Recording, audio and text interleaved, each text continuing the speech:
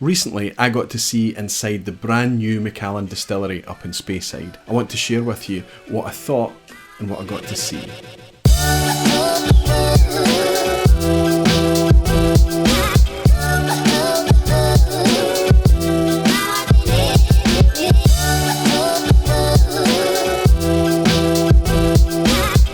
A number of years ago, when I was first getting into whisky and starting to really enjoy single malt whisky, there was a go-to whisky that I was recommending to pretty much everyone if they were getting into whisky, and that was Macallan.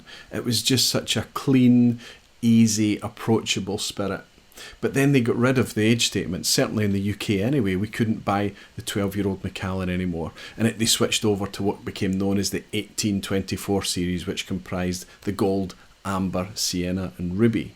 Now, these were non-age statement expressions, and while the Ruby and the Sienna were really quite fantastic, tasty whiskies, and the Amber was okay, the Gold was poor.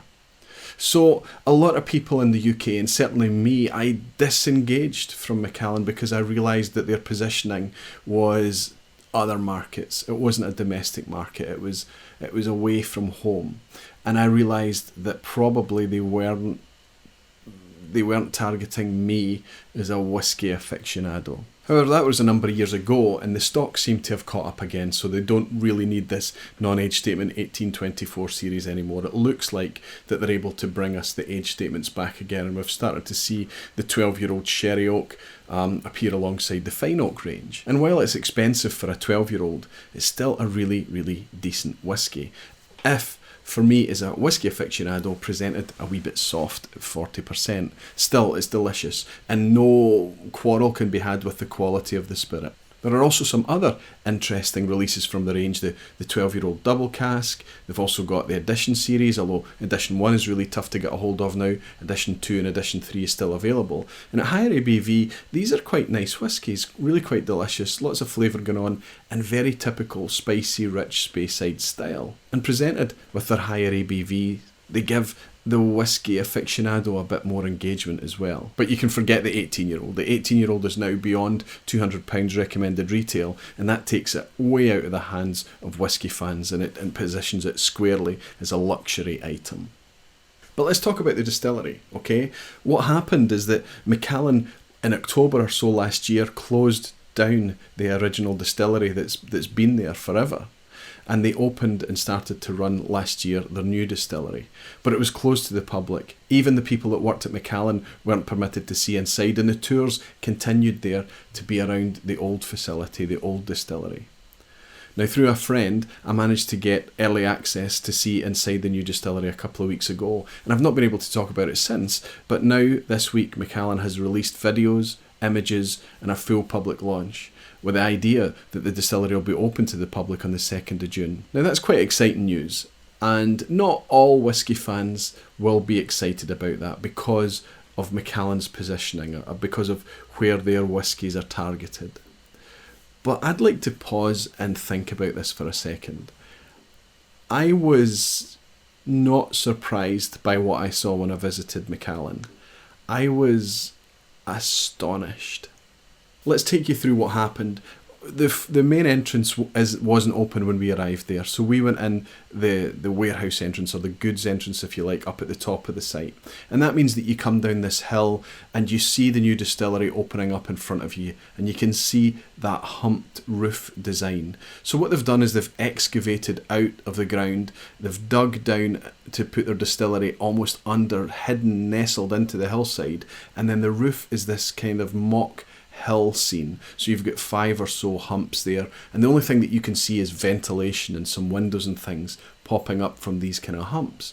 But because of the way you drive down to it, there's no real impression of scale or what size they are. In fact, the guy I was there with who works at Macallan mentioned that you don't actually get any idea of how big these hills are until you see someone standing next to or on top of them before you realise just how big they are in terms of size. And I get that completely. Regardless, you drive down and around past the warehousing, past the old distillery, and into a small car park at the bottom.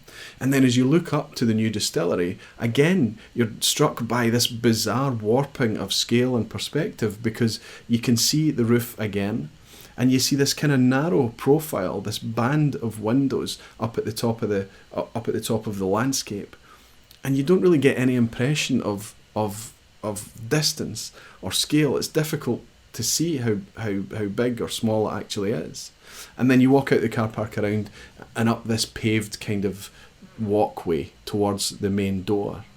Now this is, there's not fountains and landscape gardens, there's not plantings going on here, there's not brass plaques and things everywhere. It's very minimalist and industrial. And you walk up to kind of like an industrial doorway, and this doorway kind of looks a little bit like, I don't know, like you're walking into a shopping mall with the advertising hoardings stripped away. That's the best way to describe it. But as you walk through this doorway, you've no idea what's waiting behind. The first thing that you see is a reception desk located maybe about 10 or 15 metres away from the door. And as you walk through into the open space and you look up and you're presented with this canopy, this massive open space. And that is the first point that you're struck by the utter scale of this project. The vastness of it, the size of it, it's difficult to explain. It's something that you would just have to go and experience there.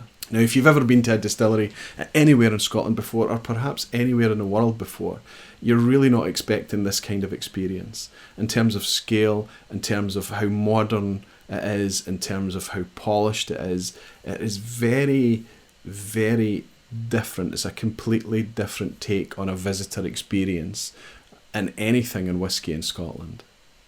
Anyway, we walked in, we walked around, and up the left-hand side you can see a full floor-to-ceiling glass wall. And this houses the collection of Macallan bottles going back to probably the original bottles. And what's happened is they've tried to collect as many of their archive as they possibly can for display. And the ones that they haven't been able to track down yet, they've got a bottle of Macallan Gold as a placeholder until they collect one of those and put it in its rightful place.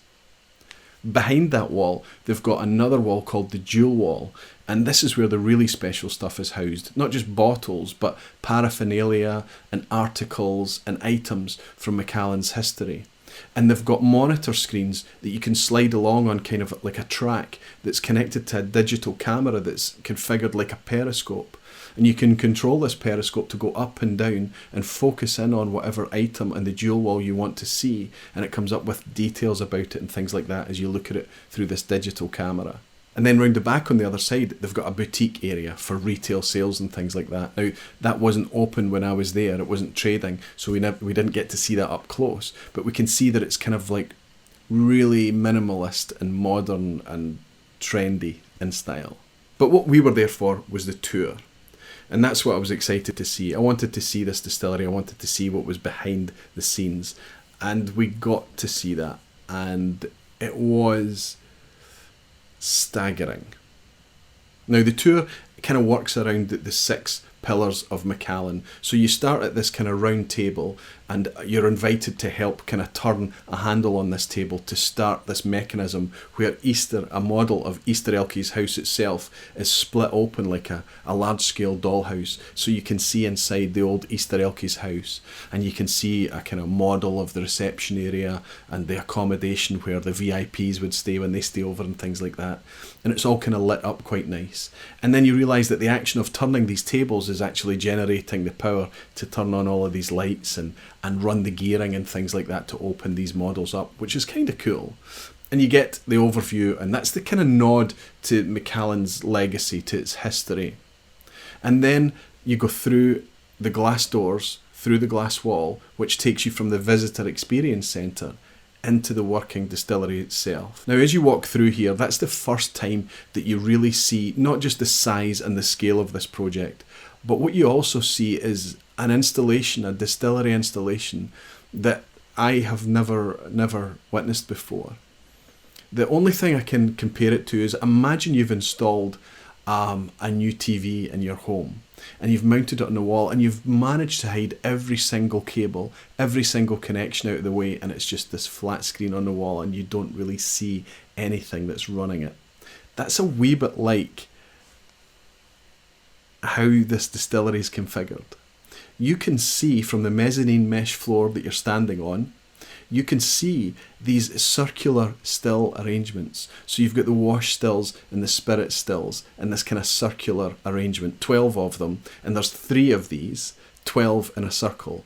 And then all the fermentation vessels are on the outside. But what struck, obviously there's pipework and you can see how things are connected from there, but all the small pipework, all the kind of electrical cabling and conduits and trunking and everything like that is just completely hidden away from sight. You don't see all of that. You get this very clear image of a fermentation vessel, a wash still, and a spirit still configuration in this circular arrangement. It's like a distillery right there. And then next to that, there's an exact replica of the same, and then another of the same. So there's 36 stills configured in these 3 circles. Now, beyond these 3 circles, there's a mash tun as well, and a mash tun on the scale of like I've never seen before. I mean, there's a feeling like you're in something from Thunderbirds, like a lair or something like that. That's kind of like a space station or something. That's the feeling. And that kind of fits because this mash tun is the size of a spaceship. It is staggeringly huge. Now, what's its opposite? Another open, empty circle in the ground. And that's evidence of their plans for the future. Because you can see that that's a mirror image, that hole where the mash tun sits, the other hole is a mirror image of that. And the idea is that they put in another spaceship, and then in the future they can just do a mirror image distillery on the other side.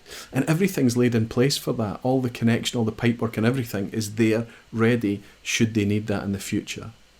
Now, as you're carrying on through the tour, you realise that when I was there, they still had to iron out some kinks, because what's happening is you're in a production area environment, and the noise of all of these operations happening was really quite loud. This was fully working. This was running at full tilt, and it made it very, very difficult. In fact, I would say it made it impossible for me to hear the tour guide at all. In future, what they're going to have to do is they're going to have to come up with some kind of headphone arrangement or loudspeaker arrangement so that you can hear the tour guide. Because she stops at these tables, again, with the rotating handles that everybody's encouraged to turn around, to see various stages of the 6 Pillars of Macallan. And some of these are very, very cool. There's one in particular that you will catch your breath at. You come out of this really cool presentation where the 3 projectors join up a single image in this room, so it kind of feels almost like you're inside a cask watching this presentation. And there's a nice backing track, and there's some nice softly spoken narration and things talking about Macallan and the product. But then you leave this room, and outside you're at the station, the pillar that talks about the peerless spirit. And they have, suspended in midair, a tiny little droplet representing this peerless spirit. And this is suspended in midair using sound waves. And someone in the tour, a participant, will come along and tap this exhibit, and this droplet will drop and ripples spread out across the table. And it's just very cool. Then afterwards you go on to talk about wood and things like that. And that's kind of cool because there's some clear demonstrations about the difference between American oak and European oak, which is nice to see. But what was very nice is they had casks open, the bunghole was open, and you were encouraged to smell each individual cask. So they had large sherry butts and they had small hogsheads. They had American oak and European oak there. So you were literally able to walk up and put your face into these and smell the smells from the casks, and they smelled wonderful. So then you continue round the various points, you go back into the visitor experience again, and you're led into this area, this kind of walkway, and again the feeling of you being in kind of like the X-Men's lair or a Bond villain's lair or something like that is there. You walk across this walkway and onto this circular platform with glass walls, and lights come on, and you realise that what you're actually viewing, what you're standing in, is this vault of private casks. And you get this kind of light show and this musical track. Now, what I would say about that is that it seemed a bit odd to me. It was just kind of a bit arty an installation. There wasn't any narrative going on there. There didn't seem to be a point of that other than to say, look how cool this is. And while it was cool, I think they could do something extra there to make it that bit better.